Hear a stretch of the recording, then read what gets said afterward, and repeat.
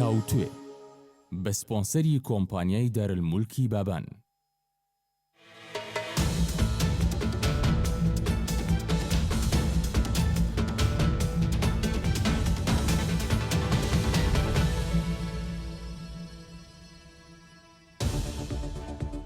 This is NRT Daily News Analysis. سڵاوتانە بێ بەڕێزان، کارزان عوسمانم لە ستۆدیۆکانمان لە شاری سلێمانی و لەگەڵتانم بۆ تاوتوێکردنی پرسە گەرم و گرنگەکانی ڕۆژ. دیارە تاوەکو ئێستاش کۆی ئەو پرسانەی کە بە هەڵپەسێردراوی لە هەرێمی کوردستاندا ماونەتەوە هێشتا هیچ بەرەو پێشچوونێک بەدی ناکرێت. لە ئێستادا دەوترێت ڕەنگە پارتی دیموکراتی کوردستان و یەکێتی نیشتیمانی کوردستان پێکەوە حکوومەتێکی نوێ پێک بێنن. من دەبێت بزانم یەکگرتووی ئیسلامی کوردستان بەشداری حکوومەتێکی لەم جۆرە دەکات بە تایبەت لە غیابی بزوتنەوەی گۆڕان و کۆمەڵی ئیسلامیدا. هەروەها دەمەوێت بزانم یەکگرتووی ئیسلامی کوردستان ئەگەر سەرۆکی پەرلەمانی کوردستان داوای کۆبوونەوە بکات، یەکگرتوو یاخود فراکسیۆنی یەکگرتوو ئامادەیە لەو کۆبوونەوەیەدا بەشدار بێ و ئەگەر جێگری سەرۆکی پەرلەمانیش داوایەکی لەم جۆرە بکات، دیسان دەپرسمەوە ئامادەیە لەم کۆبوونەوەیەشتیاندا بەشدار بێت تاوتوێی کۆمەڵێک پرسی تایبەت بە ئێستای هەرێمی کوردستان و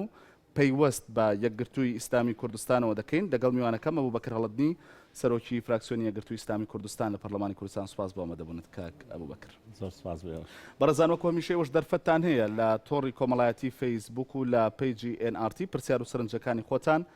بە کۆمنت بنووسن. من هەوڵ دەدەم زۆرترین وەڵامتان بۆ وەربگرمەوە. کاک ئەبوبەکر، سەبارەت بە کاراکردنەوەی پەرلەمان با لەو بابەتەوە دەست پێ بکەم. هیچ بەرەو پێشچوونێک هەیە؟ هیچ بابەتێکی نوێ هەیە؟ قسەیەکی تازە؟ بە ناوی خۆی گەورە و میهرەبان، دیارە کاراکردنەوەی پەرلەمان خواستی هەموو لایەکە، چونکە دەستبردن بۆ پەرلەمانی کوردستان کارێکی زۆر نایاسایی ناجوان بوو و زۆر بەخراپ لەسەر ناوبانگی میلەتەکەمان کەوتووە و لەسەر ئەزموونە حکومڕانیەکەی. وەک چۆن حکومڕانی 24 ساڵی کوردی و شۆڕشی کوردی خاڵی گەشت و ڕەشیشی تێدایە، من پێم وایە بەخستنی پەرلەمانی کوردستان یەکێکە لە هەر خاڵە ڕەشەکان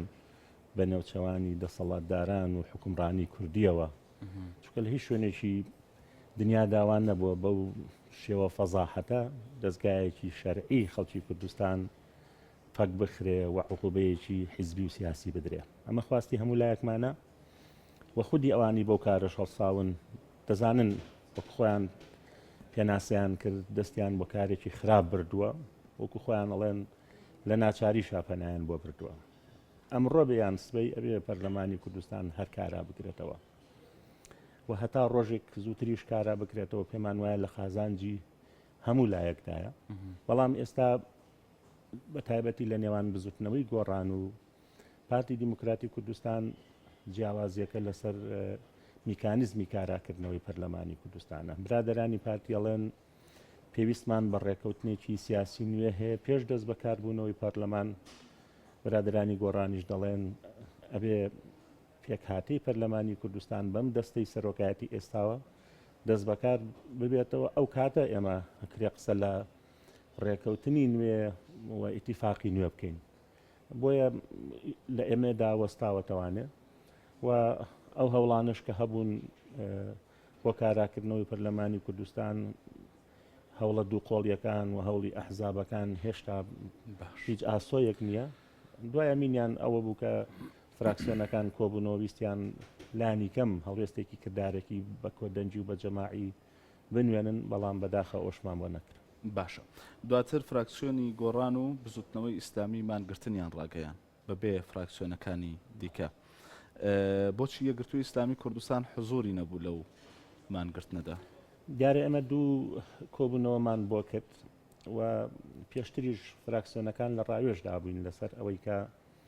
هەر خودی مانگرتن،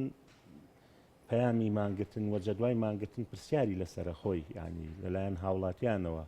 ئەوە توێژەکانن هاوڵاتیانن دێن لە بەردەم پەرلەمانی کوردستان و پەرلەمانتاران و نووسنگەکانی پەرلەمانمان دەگرن. ئەی پەرلەمانی کوردستانمان لە چێ ئەگرێن؟ بەڵام لەگەڵ ئەوەشا پێمان وابوو ئەگەر بە جەماعی یان کۆدەنجیەک هەبوایە وحدەتێکی فراکسیۆنەکان هەبوایە لەوانەیە ئەمە پامێکمان بدایە بەگوێی هەموو لایەکدا کە ئێمە ناڕازین ئەو کۆدەنگێ بۆ دروست نەبوو ینی لەسەر بەداخەوە خلافە حیزبیەکان بیر و بۆچوونە حیزبیەکان نقڵوە ناو هەڵوێستی فراکسیۆنەکانیشەوە کە ئێمە دەمانەویست پێکەوە بین ئەم جارە تەجاوزی بیر و بۆچوونە جیاوازی حیزبیەکان بکەین با ئێمە جارێ ئەو چەند ڕۆژە پێکەوە 80 پەرلەمانتار 100 پەرلەمانتار پێکەوەمانمان بگتایە باشتر بوو ینی ئەمە ینی حتا فراکسیۆنی پارتی دیموکراتی کوردستانیش هاتە سەرەوە قەناعەتی کە ئەوانیش ئەگەر هەبەیەکەوە بین هەمومان بگرین بەڵام وەکوتم لەسەر دەستەواژەیەک ینی ڕستەیەک یان چەند وشەیەک بەداخەوە ئەوە پەکخرا پێم وایە هەڵەیەکە ئومێدەواری باشە ئەمە تقریبان گرفت بوو لە نێوان بزوتنەوەی گۆڕان و یان فراکسیۆنی گۆڕان و فراکسیۆنی پارتیدا بەڵام بەنسبەت ئێوە بۆچی گرفت بوو ئێمەش پێمان وابوو ئەگەر بۆ نمونە فراکسیۆنی پارتی یاخود پێکهاتەکان ئەگەر نێنە ناو کۆبوونەوەکەوە مانگرتنەکەەوە نیوە ناچڵە بێ هەر تێبینی هەبوو پرسیار هەبوو لەسەر مانگرتن چ جای ئەوەی کە فراکسیۆنێک یان چەند فراکسیۆنێک بیکەین بۆیە ئەگەر مانگرتن میکانیزمێک بوو بێ ئامرازێک بوو بێ لەو ڕێوە پەیامێک بگەێنین بەیەکەوە بمانگەیاندایە باشتر بوو کە ئەو خلافە قوڵ بووە لەسەر ئەو شانش کە پێمان وایە جێگەی ئەهەمیەت نەبوو کاراکردنەوەی پەرلەمانی کوردستان بە گەڕخستنەوەی پەرلەمانی کوردستان ئاساییکردنەوەی کارەکانی پەرلەمان دەستپێکردنەوەی پەرلەمان بە کارەکانی خۆی لە خولی بەهاری وەرزی یاسادانان هەمووی هەریەک بوو پێمان وایە باشە حەزەکەم ڕاشکاوانە پێم بڵێ بەشدار نەبوونی یەکگرتووی ئیسلامی کوردستان لەو مانگرتنەدا خاترگرتنی پارتی بوو یان خۆپاراستن بوو لەوەی لایەنداریتان لەسەر حساب بێ نەخێر خۆ هەر ئێمە نەبووین ئەوە یەکێتی نیشتیمانی ئەوە کۆمەڵی ئیسلامی ئەوە کۆتاکان سەرۆکی فراکسیۆن من بە ڕاشکاوی کە چوینە ناو کۆبوونەوەکە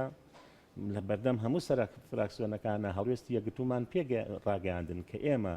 ئەڵین کاراکردنەوەی پەرلەمان مەبەسمان لەم دەستی سەرۆکایەتی ئێستایە و لەگەڵ مانگرتنیشداین بەڵام پێمان وایە هەمومان بەیەکەوە بین باشترە لەبەرەوە هیچ پەیوەندی بە پارتی دیموکراتی کوردستانەوە نەبوو ئەسڵەن بە پێچەوانەوە ینی پارتیش هاتە ئەو بڕوایی کە ئەگەر بەیەکەوە بین ئەوانیش بێنە ناو مانگرتنەکە هەموو فراکسیۆنەکەتان ئەو بڕوایان هەبوو یان لەسەرم قسانی تۆ بوون بەڵێ ئێمە هەموو بەڕاوێماوە ڕابردوودا جۆرێک لە جیاوازی هەبوو لە نێوان فراکسیۆنی ئەمە بەڕاوێش ینی ئەم هەموو ئەندامانی فراکسیۆن و دواتریش لەگەڵ حیزبا لە ڕاوێژا بووین هاتینە سەرەوە قەناعەتی کە هەڵوێستی ئێمە لەو دوو ڕوانگەیەوەیە کاراکردنەوەی پەرلەمانی کوردستان بە پێکهاتی ئێستایەوە و لەو لاشەوە هەمومان پێکەوە بەشدار بین باشترە باش ئێستا قسە لەسەرەوە کرێ یاخود جۆرێک لە داواکاری هەیە هەر پەرلەمانتارێکی یەکگرتووی ئیسلامی کوردستان وتی بۆچی سەرۆکی پەرلەمان مەبەستی لە دکتۆر یوسف بوو بۆ داوای کۆبوونەوەی پەرلەمانی کوردستان ناکات ئەگەر داوایەکی لەم جۆرە بکرێت فراکسیۆنی یەکگرتوو حزوری دەبێت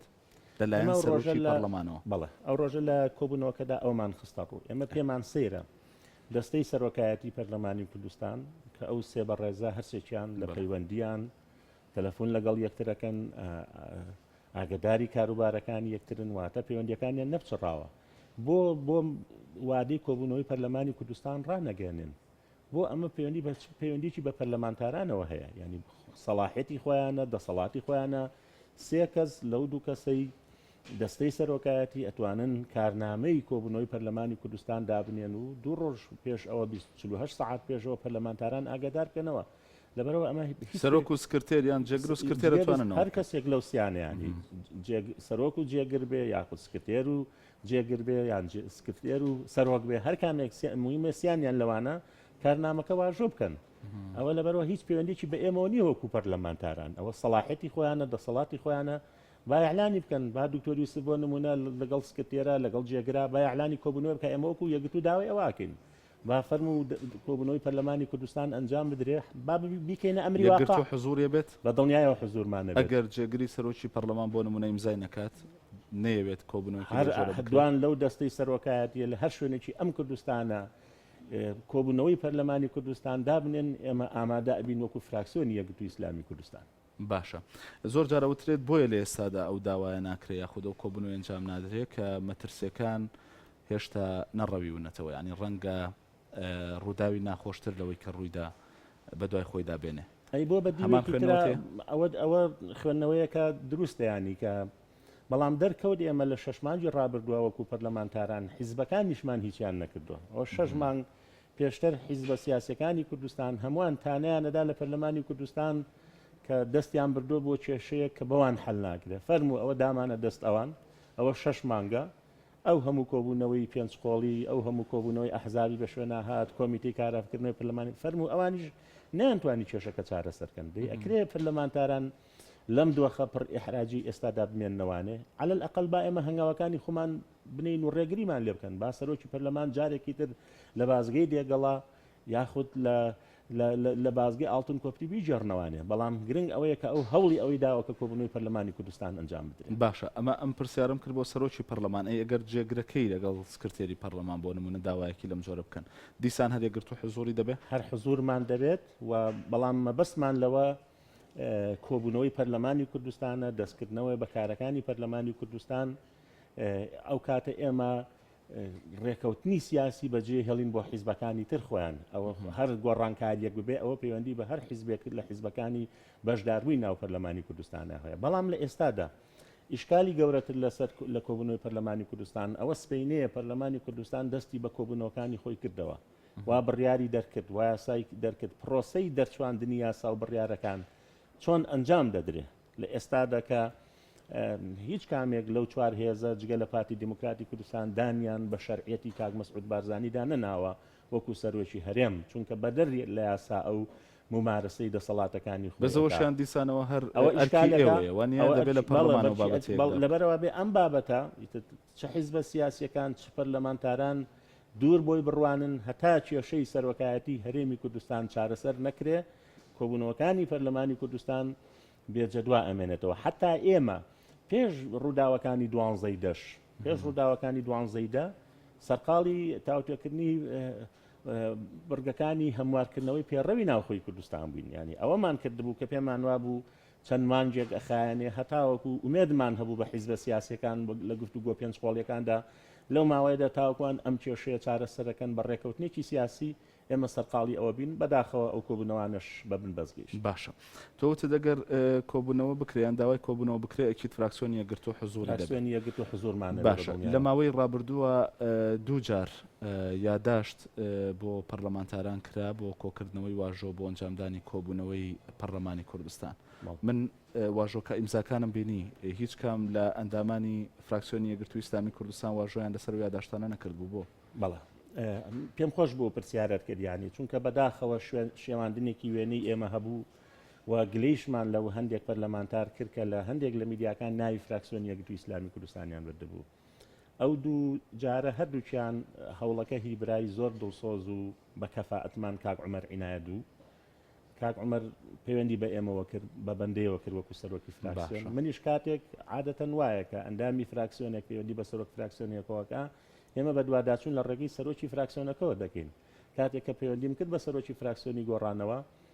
کاک بەرزوو مەجیدوتی ئەوە نەڕای بزوتنەوەی گۆڕانە نەڕای فراکسیۆنی گۆڕانەوە ئەوە هەوڵێکی شخصیە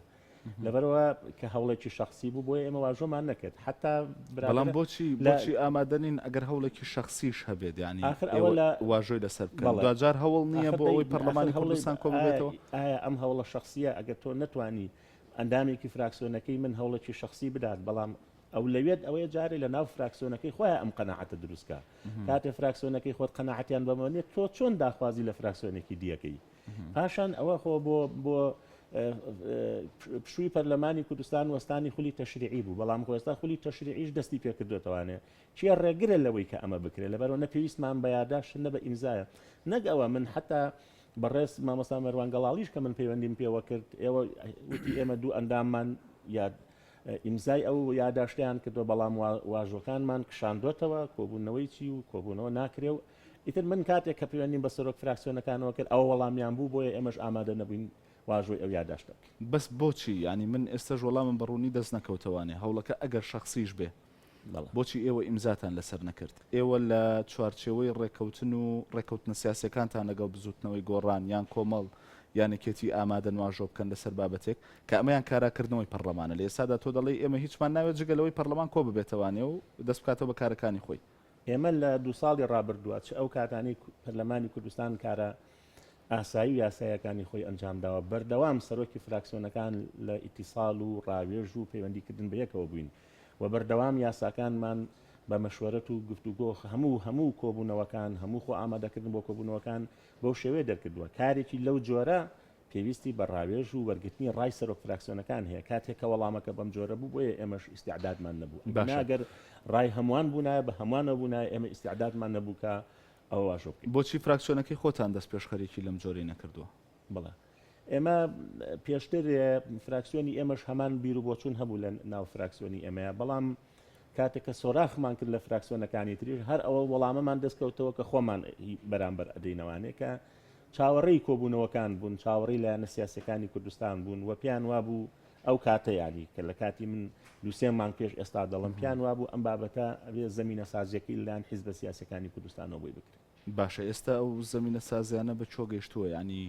وەکو سەرۆک فراکسیۆنێک وەکو کەسێکی ئاگادار لە ناو یەکگرتووی ئیسلامی کوردستانیشدا ئەمەلێکی نزیکەیە بۆ ئەوەی پەرلەمان کارا بکرێتەوانێ بە ڕێکەوتنی لایەنە سیاسەکان. ئەمە لە نزیکەکە پەیوەندی بە چەند شتێکەوە هەیە یەکەم کۆبوونەوەی نێوان یەکێتی نیشتیمانی کوردستان و پارتی دیموکراتی کوردستان چکامانە وەک دوو هێزی باڵا دەست خاوەن نفوز لە کوردستانە لە سەنگەرەکانی پێشمەرگا پێکەوەن زۆر خۆکار ینی ئەوان ئیداریان هەیە منتیقەی نفوزیان هەیە و شەراکەوت و بەرژۆندی هاوبەشی زۆریان هەیە ئەم دوانە لە دوو هێزە لە گفتوگۆدان ئایا گفتوگۆکانیان دەگاتە کوێت دوم بەسراوەتەوە بە فشاری پەرلەمانتاران چەند پەرلەمانتاران بێنە سەرخەت لەم بابەتەدا کە من لەگەڵ ئەوەدام هیچ کامێکمان تەماشاکەر نەبین هەر یەک لە فراکسیۆنەکان زەخت و گوشار لە حیزبە سیاسەکانی خۆیان بکەن چونکە ئەم دۆخەی ئێستا هەیە بەڕاستی زۆر بێپاساوە زۆر نامەعقولە ینی کە ئەوەی کە ئێستا لە هیچ کامێکە لەو 24 ساڵە لە زەمەنی شەڕی ناوخۆشە پەرلەمانی کوردستان وکو ئێستا بێ حورمەت نەکراوە لە سەردەمی شەڕی ناوخۆشە على الأقل دەچون لە مەیدانی حیوانان کۆ دەبوونەوە على الأقل حکوومەتەکەیان دەچون شەرعێتیان پێدەدا بەڵام لە ئێستا شتێک نەماوەتەوە بە ناوی پەرلەمانی کوردستان نەکۆبوونەوەی هەیە نەیاسا و بڕیار دەرەکە نە چاودێری حکوومەتی شەکە حکوومەت ئەم هەموو بڕیارێک لە دوای یەکانە دەرەکا و دەست بۆ قوتی خەڵکە بۆلیشتان کردەوە ڕازین بە دۆخەکەش بەڵێ واقعەکە کە پەرلەمانی کوردستان قوربانیە لە ئەمەدا بۆتە قوربانی ئەم دۆخە سیاسی ململانێ ناتەبیعی کە لە کوردستاندایە. باشە پەرلەمانتارێکی یەکێتی نیشتیمانی کوردستان وتی هەمووان بەبێ جیاوازی لە پەرلەمان خەریکی مزایدەی سیاسین وتی بە خۆشمانەوە یەکگرتووی ئیسلامی کوردستان خەریکی مزایدەی سیاسیە. واللهی ئێمە ئەسڵەن پێم وایە ینی کەمترین فراکسیۆنین کەمترین پشکمان لە مزایدەی سیاسیە هەبوو بێت ینی بەوەی کە مەسەلەن کامەیە مزایدەی سیاسی کامێ مزایدەی سیاسی کە یەکگرتووی ئیسلامی کوردستان کردبێتی ینی بۆ نمونە ئەو ڕۆژە لە کۆبوونەوەی سەرۆک فراکسیۆنەکان من بۆ ئەمانەتی کۆبوونەوەکە ناوی سەرۆک فراکسیۆنەکان ناهێنم بەڵام دوو سەرۆک فراکسیۆن لەو سەرۆک فراکسیۆنانی کە بە ئیلحاحەوە داوای کۆبوونەوەی نۆزدەی ئابیان کرد لەوێدا پەشیمان بوونەوە کە چەند هەڵە بوو کۆبوونەوەی نۆزدەی ئاب ئەنجام درا کە ئەگەر بێت و ئەو کۆبوونەوەیمان چەند ڕۆژێک دوا بخستایە حاڵمان بە ئەمڕۆ نەدەگەیشت و پارتی دیموکراتی کوردستان گەورەترین سازشی بۆ هێزە سیاسەکانی تری کوردستانە ئەو دوو سەرۆک فراکسیۆنە کێ بوون من ناوەکانیان ناهێنم بەڵام وازەحن لەو سەرۆک فراکسیۆنانە بوون کە بە ئیلحاحەوە لە نۆزدەی ئابە بەگوێی بەندەیان نەکرد کە ئەو هەموو مناقشەیەمان کرد کە کاکە ئەگەر چەند ڕۆژێکیش ئەم کۆبوونەوەی دوا بخەین هیچ لە مەسەلەکە ناگۆڕێت بەداخەوە ئەو بابەتە کۆمەڵ و گۆڕان ئەو بابەتە ئەو ینی یەکێک لە هەڵەکانی سەرۆکی پەرلەمانی کوردستان من ئەو هەڵەیش کە بەم لەو مەسیرەیە کە سەرۆکی پەرلەمان بوو ئەنجامدانی کۆبوونەوەی نۆزدەی ئاب بوو ئەو چەند ڕۆژە دوا بکەوتایە من پێم وایە وتیان چی ئەو فراکسیۆنانی کە تۆ ئامادەنی ناوەکانیان بڵێ وتیان چی ینی وتیان هەڵەیان کردووە کاکارزان کاتێکی گەورەی دەست پەرلەمانی کوردستان کە ئەو پرۆژیان ئەسایان نەبوو لە کاتێکە سووتاندرا کە کاتی خۆی نەبوو ئەو کاتە بەهێزە سووتێنرا بەڵێ وتیان ئێمە هەڵەی نۆزدەی ئاب دووبارە ناکەینەوە و ئەوە هەڵەیەکی گەورە بوو کە ئێمە کردمان و ئەم تووشی ئەم دۆخە بووین کە ئەوە تا دۆخێکە بە تعبیری کاگمەلا بەختیار هەمیشە لە سیاسەتە شتە چاوەڕوان نەکراوەکان زۆرترن لە شتە چاوەڕوان کراوەکان ئەوە تا دۆخێک هاتۆتە پێشەوە کە هیچمان پێ ڕازی نین بەڵام ئەوە واقعیشە لە هەرێمی کوردستان. باشە لەسەر و بابەتی مزایدەی سیاسی ینی تۆ وتت کە یەکگرتووی ئیسلامی کوردستان چه مزایدەیەکی سیاسی کردو ڕازی بوونتان بە دۆخەکە و و ئەم قسانەی ئێستاتان و بۆ نمونە بەشداری نەکردن لە مانگرتن و ڕای ناوازەحتان لەگەڵ پارتی دموکراتی کوردستان مانگرتی بزوتنەوەی گۆڕان حتمما یعنی کە لەو بینەشدا دیار نییە کە لایەنداریتان بۆ کەسەیە هەمومانە ناچنە چوارچەوەی مزایدەوە کە هەمووشی قبوڵە یعنی قبوڵە و ئامادەن لە ساحەکەشدا و هەر حزورتان هەیە. یەکەم ینی ئێمە لەگەڵ پارتی دموکراتی کوردستانە هیچ ئیتیفاق و ڕێکەوتنێک و بەرژەوەندیەکمان نیە بەرژەوەندیەکی مادی حیزبی لەگەڵ پارتی دموکراتی کوردستانە موقیفی ئەمەش زۆر ڕۆشنە کە پێمان وایە ئەم کۆناغا ئەبێ بە یەکەوە تێپەڕێنین و ئەبێ بە سازشی هەمەلایەنەی ئێمە ئەتوانین بەرپرسیارەتی ئەم کۆناغا جێبەجێ بکەین و ئەوەی کە پەیوەندی بە مانگرتنی پەرلەمانتارانەوە من وەک پێم وتی ینی کە ئێمە ئیستعدادمان هەبوو بەڵام بە یەکەوە بین بەڵام کاتێکە بە یەکەوە ناتوانین مانگرتنیەک ڕاگە لەسەر مانگرتنیەک ڕێناکەوین لەسەر وشە و دەستەواژەیەک ئەو کاتە پێمان وایە بەرهەمی مانگرتنەکە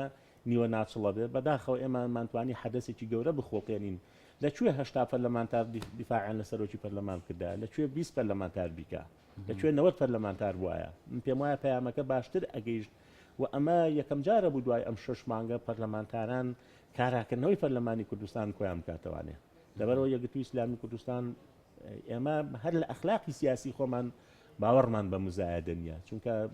ئەوە بەشێکە لە ئەخلاقی سیاسی ئێمە پێمان وایە سیاست ئەخلاق و مۆڕاڵ لێ دەرهێناش هیچی تیان نامێنێتەوانێ. باشە پێدوانی ئێستا بینەران بیانەوە بزانن ئەو سەرۆک فراکسیۆنانی کە ناوتێنان کێن یان چ لایەنێکن من ئەوە هاوڕێ ئێستا لە بینی کۆمەڵ و یەکێتی و گۆڕانە من ئەوە هاوڕێی منن ئەوە ئەمانەتێکی و جەلسەیە بووە بەڵام ئەو واقعەکە لە ناو حەڤە سەرۆک فراکسیۆنە ئەو قسەیان کردووە و من بەتەنیا نەبووم ینی ناو حەڤە سەرۆک فراکسیۆنە ئەوان ئەو اعتراف و دانپیانانیان ئەنجامدا. باشە دەمە بزانم لە ئێستادا باس و خواز گەرمە لەسەرەوەی کە ڕەنگە وەکو ئەگەرێک باز دەکرێت یەکێتی نیشتیمانی کوردستان و پارتی دموکراتی کوردستان هەوڵیان هەبێت بۆ پێکێنانی حکوومەتێک پێکەوە بە غیابی کۆی لایەنەکان دەیانوێت لە پاش ڕێکەوتنی خۆیان ئەو کات مشاورات بە لایەنەکانی دیکەش بکەن بۆ بەشداری پێکردنیان دەمە بزانم یەکگرتووی ئیسلامی کوردستان بەشداری حکوومەتێکی لەو جۆرە دەکا بەڵام وەڵامەکەی لە پاش وچانێکی کورد وەردەگرمەوە بەڕێزان وچانێک و گفتوگۆکەمان بەردەوام دەبێت لەگەڵمان بمێنەوە.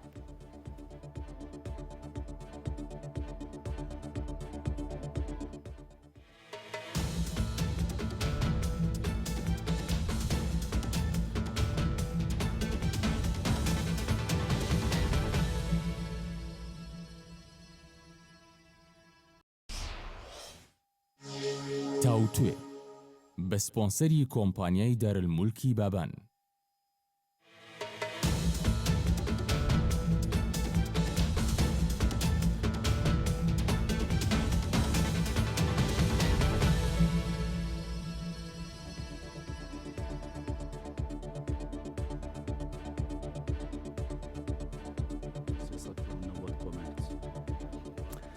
دووبارە سڵاوتان لەبێت بەڕێزان گفتوگۆکەمان بەردەوامە لەگەڵ ئەبوبەکر هەڵەدنی سەرۆکی فراکسیۆنی یەکگرتووی ئیسلامی کوردستان پرسیارم کرد کە ئەبوبەکر سەبارەت بەوەی کە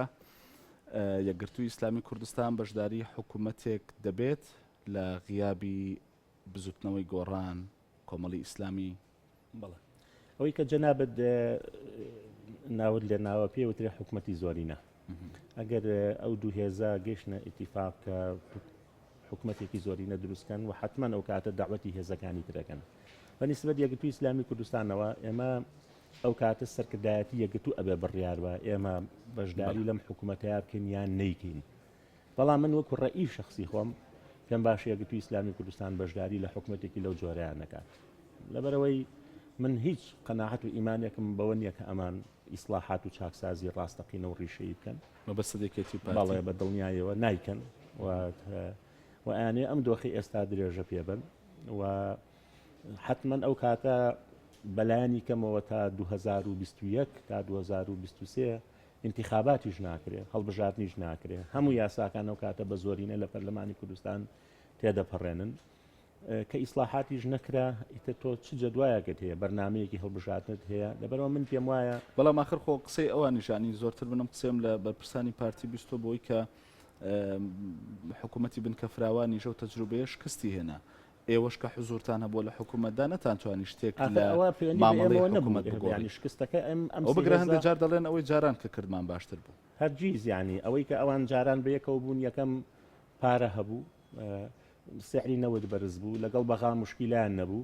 پاریان لە بەغا وەرەگرتووە هاتن دابەشیان کرد هیچ ئازایەتێکی ئەوانی تیانە حکوومەت هێرێمی کوردستان لە ڕابردووە حکوومەتی پارە دابشکردن بووە حکوومەتی بنیەی تحتی و پلانی استراتیژی نەبوو ئەوە تا حکوومەتێک نتوانێت معاشی پێ بدرێت چه ئازایەتێکی تیا بە جەنابیش دەکرا بڕۆی لە بەغا لە ساحەبە وەرگریبی بەسەرەوە خەڵکای دابەشیکەی بەڵام کوا پاشەکەوتیان کرد بۆ لێ قەومانێک بۆ دۆخێکی ناهەموار دوو ئەمان ئەو کاتە گەر حکوومەتیان پێگەنا حتمما ئەو کاتە ئەو پارە مۆڵدراوانی کە هەیەە کە من وەکو هاوڵاتێکی ئەم کوردستانە وەکو پەرلەمانتارێک هیچ قەنەعەتم بەوە نییە کە ئەزمەی پارەمان هەبێ پارە نەبێت لە وڵاتەدا یەکێتی و پارتی پارەیان هەیە پاری بەڵام هەڵیەگرن بۆ ڕۆژی خۆی ئەو کاتە چەند موچەیەک بەسەر یەکەوادن بۆ ئەوەی کە ئەم ئەزمانە بیر خەڵکی کوردستان و بەرپرسێکیان وتبووی لە شوێنێکە وتبووی ئێمە پارەمان هەیە بەڵام ئێستا ناخینە ناو حکوومەت و بازارڕەوە لەبەرەوەی شەریکی ترمان هەیە لە ئەگەر بەتەنیا خۆمان بین پارێک ئامادەی بەدەردانی حکوومەتکەین تۆ دەتوانی هیچ دکۆمنتێکم بیتێ لەسەرەوەی کە بۆ نمونەیەکێتی و پارتی پارەیان هەیە یعنی ئەگەر وایە تۆ ئەندامی پەرلەمانی کوردستانی کەیسێکی لەو جۆرە بۆ ناوروژێنی بۆ لە ڕێگەی داواکاری گشتی و بابەتێکی لەم جۆرە ناوروژێنی ینی لە ئێستادا کە حکوومەت لە قەیراندایە ئەگەر پارە هەبێ پارەی خەڵک بۆوانە لەسەر حسابی گشتی ئێستا ئەو پارە هێوانێ کامەیە داواکاری گشتی لە وڵاتەیە ئەم هەموو مەلەفەی دراوەتە دەست داواکاری گشتی و دەستەی نەزاهەکوە چەند مەلەف ساغ بۆ تۆ لە وڵاتەدا ئەم وڵاتە وڵاتی یاسان نییە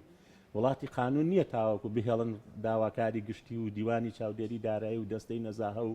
ئەم جۆرە دەستانە ڕۆڵیان هەبێ من هەر داتەکانی خۆیان ئەو داتیانی کە وەزارەتی سامانە سروشتەکان داوێتی بەو داتیانی خۆیان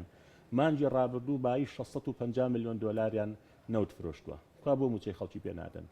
ئەو دوو هەفتەی کە خۆیان بەزمێکیان دروست کرد کە بۆ ریشکاوە و نشکێنرا و ئەڕوا و ناڕوات کە ئەوە حکوومەت ئەڵێ هەموو دوو هەفتەیەک 200 میلیۆن دلار حکوومەتی ئەرەم زەرەکە واتە 200 میلیۆن دلار واتە بە مانگەکە 400 میلیۆن دلار ئەمە بەس تەنها لەکوێ لە داهاتی نەوت دەی 400 میلیۆن دلار خۆ بەشی لانی کەم نیوەی معاشی موچە خۆرانی کوردستانەیە کرد واتە بە دوو مانگ ئەتوانن موچەی مانگە بن دەی فەرموو بۆ نایدن کەواتە ئەمان بە دڵنیاییەوە پارەیان هەیە بەڵام وەکوتمەوە تا پارەی کادرە حیزبەکانی خۆیان هەر بەردەوامە فەرموو تۆ سەیری شاری سلێمانی کە ئەو پرۆژانەی کە پرۆژەی حیزبن لە هەولێر لە سلێمانی دۆوەک هیچی ڕانەوەستاوە پرۆژەکانی حکوومەت ڕاوەستاوە پرۆژەکانی کەتی گشتی ڕاوەستاوە بەڵام پرۆژەکانی حیزب تەنیا یەکێتی و پارتی بەڵێ بە دڵنیاییەوە باشە بەڵام خۆلانی کەمەوە گرفتان نییە لە یەکتر بینین لە کۆبوونەوە تەنانەت کۆبوونەوەشە بۆ لە ماوەی ڕابردوودا لەگەڵ یەکێتی لەگەڵ پارتی ڕوبەڕۆم قسێتان پێوتون پێتانوتون ئەو پارانەی کە ئێمە دڵنیاین وەکو ێستا دەڵی دڵنیام ئەو پارانەی کە ئێمە دڵنیاین هەتانە بۆ ناهێنەوە ناو خەزانەی حکوومەت و بیەنەوە بەو خەڵکە کە ئێستا داوای حکوومەت ئەوان جارێ مەسەلەن بەشێکی زۆری ئەو خەڵکە چی ئەخەکەی نایدنەوە بەڵام ئێوە ئەم قسێتان کردووە ڕوبەڕۆپێتان بەڵێ ڕوبەڕوو پێمان وتون وتومانە ئێمە قەناعەتیان کردووە لەوەی کە پارەیە کە بڵێن پارەنیە لە وڵاتە لەم هەرێمەدا چیان وەڵام هەر خۆیان ینی مەسئولەکانی خۆیان ئەڵەن پارەی ژێرزەمینەکان پارەی کۆمپانیەکان پارەی فرۆشتنی نەوت ئەوان ئەو پاسانەمان بۆ هێنەوە کە جۆمان لێ بووە ینی کە بۆتە قەوانێکی سواو ینی ئێمە هەر من ئەو داتاکانی خۆیان کە ئێڵێ قسەکانی خۆیان ئیقرارەکانی خۆیان بەڵگەیە لەسەرەوەی کە ئێمە پارە هەیە بەڵام سەرف ناکرێت بۆ سەرف ناکرێت لەبەرەوەی وەکوتم ئەمان بەکاری هێنن بۆ ئەو نەخشەی کە خۆیان هیانە ئەو نەخشەیە کە چونکە ئەم هێزانە ئەبێ هێزی هەتایی بن بڕوان بە ئاڵوگۆڕی ئاشکانی دەسەڵات نییە بڕوان بە جێبەجێکردنی دیموکراسێتی ڕاستەقینە نییە ئەوان بڕوان بە شەرعێتی شۆڕژێڕی هەیە مادام خەباتیان کردووە ئەبێ هەر بمێننەوانێ و نابێ ڕۆژێک لە ڕۆژان لەم کورسێ بێن نەخوارەوە بۆیە داهاتی کوردستان و قوتی خەڵکی کوردستان و سامانی خەڵکی کوردستان بۆ بەهێزکردنی پێگەکەی خۆیان و مانەوەی خۆیان لە دەسەڵاتە بەکارهێنن بەڵام تاریخ پێمانەڵێ ئەوە بۆ ئەوان سەر ناگرێ چووکترین هەزا گۆڕانکاری بە دڵنیایەوە کورسیەکانی ئەوانیش لێژەکات و ئێستا ئەگەر میلەتەکەمان هێزە سیاسیەکان هەمووی بەهۆی شەڕی تیرۆریستانی داعشەوە و شۆڤێنیەکانی بەغداوە هەز بە بەرپرسیارەتیەکەن کە هەمومان بەخۆشمەوە من قسەکەی بێشکچیم بەدڵە کە خراپترین دەوڵەتی کوردیم لە دەوڵەتێکی غەیرە کوردی پێ باشترە ئێمە ئەم پەرۆشیەمان هەیە مانای وانییە بە ئەدای ئەمان ڕازیم دنیایەک تێبینی و نیگەرانیمان هەیە لەسەر ئەوان ئێمە لە ئۆپۆسیۆن بوون ئەو کاکە بە ئێمە ناکرێ وەرنە ناو حکوومەت کە ئەچینە ناو حکوومەت عقلەمان بۆ دروستەکەن ینی ئەم عقلیەتە هەیە ینی ئەبێ وەزارەتێک کە لای منەش کەس بێنێ بۆ ئەوی خەڵک نەڵێ یەکگرتو لە وەزارەتەکە سەرکەوتوو بوو ناچار مەکا وەزیرەکەم دەست لە کار بکێشمەوە ناچاریان کردن بەڵە ناچاری کردین کە دەست لە کار بژێ لەبەرەوەی وەفایان نەکرد بە وعد و بەڵێنەکانی خوان فەرمو ئێستا هەر کێشەی کارەباما چی لە مەسەلەکە گۆڕاوە على الأقل کارەبا لە جاران باشترە خراپی وەزیرەکەی ئێمە بوو نەتوانێ وەزیرەکەی ئێمە بوو چی بوو ئاشتیێوەرانی چی لە وەزارەتی کارەبا ئازانێ چی ئەزانێ بەس ئەوەیە کە حیزبێکی باڵادەستی لە پشتەوەیە و بارەزوی خۆی پارەی بۆ دابینەکە و سوتەمەنی بۆ دابینەکە بەڵام وەزیرەکەی ئێمە ئەمەی بۆ نەدەکرا لەبەرەوە ئەمان بڕوان بە حکمڕانیەکی ڕاستەقینە نییە کە لەسەر بنەمای نیەتی باش وەکاری هاوبەش بکرێت چونکە ئەم وەزیرەی من ئەگەر سەرکەوتوو بوو ئەچێتە باخەڵی کاگنێچیروان بارزانیشەوە کە سەرۆکی حکوومەتەکەیە ئەم عقلیەتە حیزبیە تەسکە لە کوردستانە هەرماوە و ئەوەش ئێمەی گاندووە بەم دۆخەنا هەموارێک کە ئەمڕۆ هەین باش پێشووتر لە یەکێک لە وەڵامەکان تا ئاماژت بۆ کرد کە تاوەکو ئێستا چوارلایەنەکە شەرعیتیان نەداوە بە سەرۆکی هەرێمی کوردستان بەڵام لە ماوەی ڕابردوودا بارزانی بە عنوانی سەرۆکی هەرێمی کوردستان لەژێر ئەو ناونیشانەدا داوای لە کوی لایەنە سیاسەکان کرد کە حضوریان هەبێت لە کۆبوونەوەیەکدا بۆ چارەسەرکردنی و گرفتانی ئێستا هەیە و بە تایبەت لەسەر مەسەلەی کاراکردنەوەی پەرلەمان و حکوومەت دواتر کۆمیتەیەکیش پێکێنرا بۆ خۆی حضوری ئێوە یەکگرتووی ئیسلامی کوردستان لەو کۆبوونەوەیەدا دیسان دەیڵێمەوە کە لەژێر عنوانی سەرۆکی هەرێمی کوردستان بوو ئەوەی بارزانی داوای لێکردن ئیعتراف نییە شەرعیەتدان نییە بە سەرۆکایەتی هەرێمی کوردستان بارزانی هەمومان نەزانین لێ کاتا دوو سیفەتی هەیە سیفەتێکیان کە سەرۆکی پارتی دیموکراتی کوردستانشە سیفەتی دووەمیشیان بە بڕیاری ئەنجومەنی شورای هەرێم بەردەوامە لە کارەکەی خۆی تا ئێستا لە ئەدەبیاتی یەکگرتووی ئیسلامی کوردستانە گوێ بگرە لە ئەدەبیاتی یەکگرتوو لە بەس ئەو بڕیارە جێمتمانەیە بمبورە یعنی بەنسبەت یەکگرتووە ئیشکالەتی نییە چۆنجی ئیشکال نییە هەر عیبەیە موسسەسێکی وەکو سەرۆکایەتی هەرێم بڕوا دائیرەیەکی تەنفیزی سەر بە وەزارەتێک ئەوە نەنجیەکە بەڕای من بۆ پارتی دیموکراتی کوردستان بۆ پرۆسی حکومڕانی بێنەوە سەر بەڵێ لەبەرەوە ئێمە هیچ لە ئەدەبیاتی یەکگرتووی ئیسلامی کوردستانە ولا هیچ کۆبوونەوەیکی مەکتەب سیاسی و سەرکردایەتیە و شەی سەرۆکی هەرێم نەهاتووە ماڵین کاک مەسعود بارزانی کاک مەسعود ئێمە وەکو یەکگرتووی ئیسلامی کوردستان احترافمان نەکردووە کە ئەو سەرۆکی هەرێمی کوردستانە بەڵام حزورتان لەو کۆبوونەوەیەدا کە بە عنوانی سەرۆکی هەرێم داوای لێکردن سەرۆکی هەرێم بێ دوو ڕێگە هەیە بۆی کە وەکو سەرۆکی هەرێم بمێنێتەوە یان پەرلەمان موافقەتی بۆ بکە یان حیزبە سیاسەکان ئیتیفاقی بۆ بکەن و ڕێکەوتنی سیاسی لەسەرکەن هیچ کامێک لەمەش ڕووی نەداوە نە ئیتیفاقی چوونی ئێمە بۆ ئەوە بووە کە ئێمە ڕۆشتونەتە نا ئەو کۆبوونەوەیەوە تا قسەی خۆمان بگەێنین و قسەی خۆشمان گەیاند و دوایش کە ئەو کۆمیتەیە ئێمە بەشدار بووینتیایە بۆ کاراکردنەوەی پەرلەمانی کوردستان کە هەستمان کرد کۆمیتەکە ئەبێ بە کۆمیتەی چاخواردنەوە سەردانی بێ بەرهەم کات کوشتن بۆیە بەڕاستی پاشەکشەمان کرد وەکو یەکگرتووی ئیسلامی کوردستان باشە ئەم قسانە لە کاتێکدا کە پێشووتر ئێوە وەکو یەکگرتووی ئیسلامی کوردستان تەنانەت جۆرێک لە وردەگلەیشتان کرد لە کۆمەڵی ئیسلامی و لە بزوتنەوەی گۆڕانیش کە بۆچی نەهاتن و بەشدار نەبوون لەو کۆبوونەوە ئەلانی کەم قسەی خۆیان بگەێنن بەڵام ئێستا پێتان وایە کە کۆبوونەوەیکی بێدەرەنجام بوو ئێمە کۆبوونەوە بەدیلی کۆبوونەوە هەر کۆبوونەوەیە ئێمە لەگەڵ حیوارە لەگەڵ گفتوگۆدان ئێمە ئێستا پێمان وایە ئەبێ بزوتنەوەی گۆڕان بەزەو کات جۆرێک لە گەشتبوونیتان نیشاندا بەوەی کە ئەم کۆبوونەوەی دەواازەیەک بۆ چارەسەرکردنی کۆی گرفتەکە دڵسافی ئەمە لەوەیە بوو پێمان وا بوو کە خۆمان لە نیەتی خۆمانەوە سیاسەتەکەین پێمان وا بوو کە ئەم کۆمیتەیە بێت ئەڵێک پەرلەمان کارا بکرێتەوە کارا دەکرایەوە کە ئەوە نابینین ئەوە خەتای ئێمە نییە ئێمە ئێستاش پێمان باشە بزوتنەوەی گۆڕان و پارتی دیموکراتی کوردستان بەیەکەوە دانیشت بڕین ڕوبەڕوو قسەکان بکەین ئێمە لە ئەم قسانی کە لە میدیاکانێکین ڕوبەڕوو چوین بە پارتی دیموکراتی کوردستانمان وتووە بە کاک مەسعودمان وتووە بە سەرۆکی حکوومەتمان وتووە ئەشیڵێن لە جیاتیەوەی کە لە پاشملە باسێکین لە جیاتیەوەی وەسیتێک بیگەێنە فەرم و یەکێک لە گرێچوێرەکان کە ئەکرێتەوانێت کۆبوونەوەی دووقۆڵی ڕاستەوە خۆی نێوان گۆڕان و پارتی دیموکراتی کوردستانە هیچ هەوڵەکەی لە ئێستادا بۆ ئەنجامدانیم کۆبوونەوە لە ڕابردوودا هەبووە ئێستا پەیوەندیان هەیە خوان پەیوەندی هەیە تەلەفۆن هەیە شت هەیە بەڵام هێشتا کۆبوونەوەیەکی فەرمی بەو شێوە ڕاستەوخۆ ئەنجام بدراوە قسەیەکت سەرنجی ڕاکێشام وتت دڵسافی ئێمە سیاست دڵسافی تێ هەیە بەڵێ وەڵای ئێمە ئەوە گرفت و مشکلەی ئێمە ئەوە بووە ینی کە من ئێمە لە یەکگرتووی ئیسلامی کوردستان کاتێک کە لەگەڵ بەرامبەرەکانمان وعدێک ئەدەین بەڵێنێک ئەدەین ئیتیفاقێک ئەکەین تا سەر ئێسقان پابندین پێەوە بەڵام ئەوە لە شەریکە سیاسەکانمان نەسپێ ناکە لە شەریکە سیاسەکانتان لە پرۆسی حکومڕانی لە تەواوی هەرێمی کوردستانە لایەنەکانەوە یان لایەنێکی دیاریکراوە هەیە مەبەستت بێت نسبەت طبعا ڕێژەکەی فەرقەکە لە لایەنێکەوە بۆ لایەنێکی تر باشە بەوازەحی یەک گۆڕان و پارتی نیەت پاک نەبوون کە شەریکە پرۆژە بوون لە ماوەی ڕابردوودا شەریکە حکوومەت بوون ئێمە جارە لەگەڵ پارتی ئیتفاقمان هەیە پارتی ئۆباڵی سەرەکی ئەم دۆخە لە ئەستۆی پارتی دیموکراتی کوردستانە باش ینی ئێمە نابێ هەرگیز جەلاد و قوربانی وەکو یەک مامەڵی لەگەڵا بکەین ئەمە منطقێکی زۆر هەڵەیە ئێمە پارتی دیموکراتی کوردستان ئەڵین کە خەتاباری سەرەکیە بە چەند حکمێک یەک زۆربەی مەلەفە هەستیارەکانی ئەم هەرێمە لە بەدەستی ئەوەیە دوو سەرۆکەکەی کە سەرۆکی پارتی دیموکراتی کوردستانە بەدەر لە یاسا بەدەر لە یاسا لە ممارەسەی پۆستەکەی خۆیەکە سێهەم لەگەڵ ئەوەی ئەم حاڵەتەشی هەیە دێ پەرلەمانی کوردستانیش پەکەخا دەست بۆ پەرلەمانی کوردستانی ژەبا ئیتر لەبەرەوە ئەمە وازەحەکە ئۆباڵی سەرەکی لە ئەستۆی چێدایە باش دەمەزانم لەگەرتووی ئیسلامی کوردستان هیچ هەوڵێکی نوێی هەیە هیچ پرۆژەیەکی نوێی هەیە بۆ چاکردنەوەی ناکۆکیە سیاسەکان بە تایبەت لە نێوان بزوتنەوەی گۆڕان و پارتی دیموکراتی کوردستان و تەنانەت بۆ کاراکردنەوەی پەرلەمان بۆ ئەو گرفتانەی کە ئێستا ڕوبەڕووی هەرێمی کوردستان بۆتەوە واتە قسەیەکی تازە هەیە یەکگرتووی ئیسلامی کوردستان پلان و پرۆژەیەکی کوردستان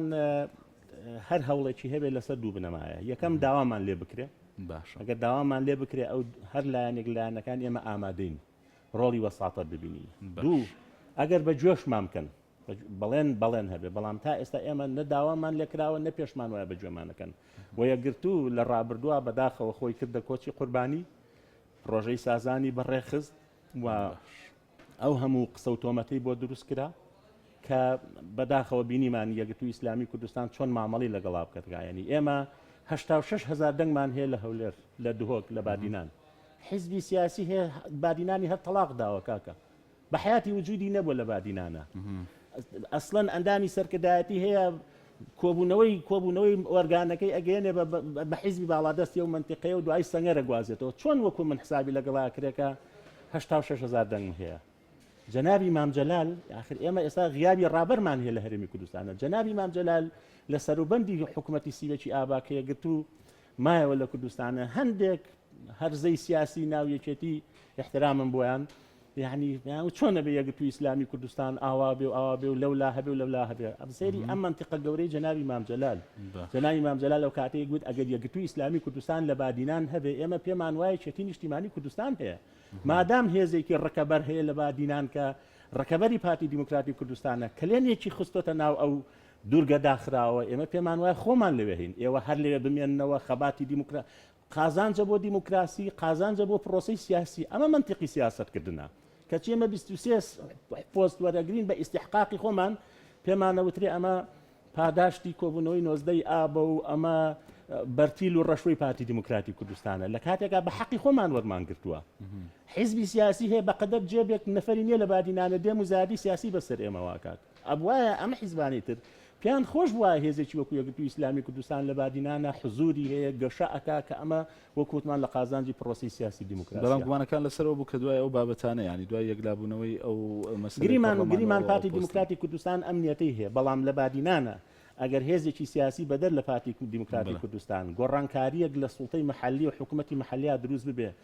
هاوڵاتیان متمانیان بە دەنگەکان و سنووقی هەڵبژاردن بۆ دروست ببێ ئەمە خراپە لە قازانجی پرۆسی دیموکراسی بۆ تەشکیشی ئەخینە سەر کەواتە لێرەش کە هێزی تر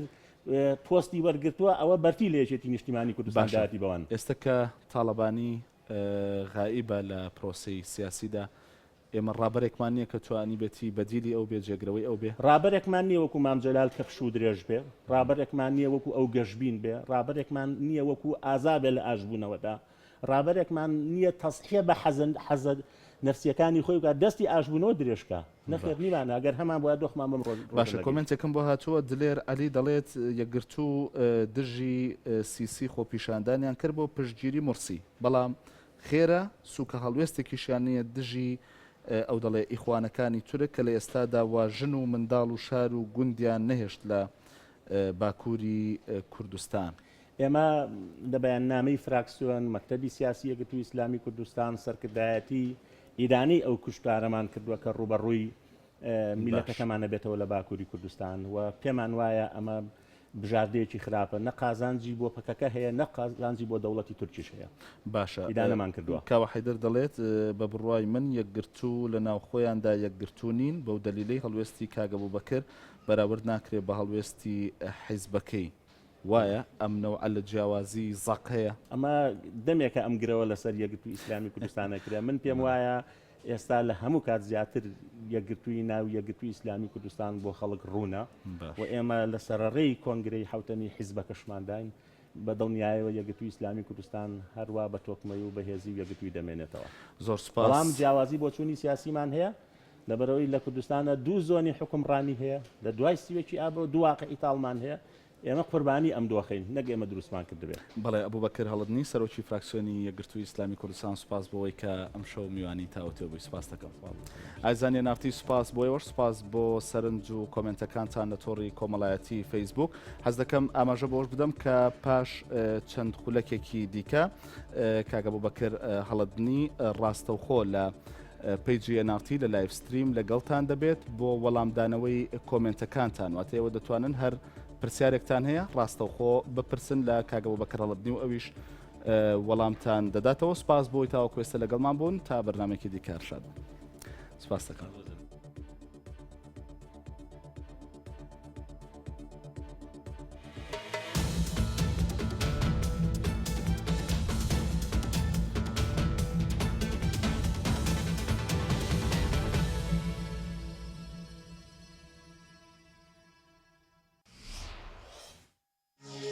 تاوتوێ بە سپۆنسەری کۆمپانیای دارالمولکی بابان.